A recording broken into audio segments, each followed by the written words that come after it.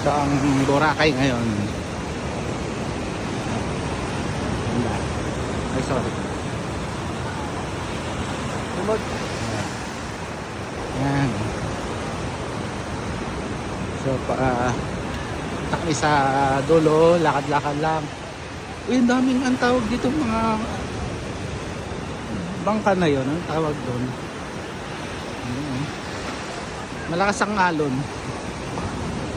Ayun. Pero sabi nga nila may bagyo pero ang ganda naman na ano, ang dami namang mga ano, ang dami naman mga bisita. Ayun. Oh, Boracay, Sand Castle.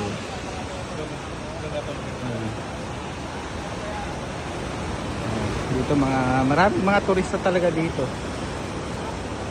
Para yung mga nakasabay namin kanina, mga Ruso eh. Mga haba. Linis na ano ba? Yan.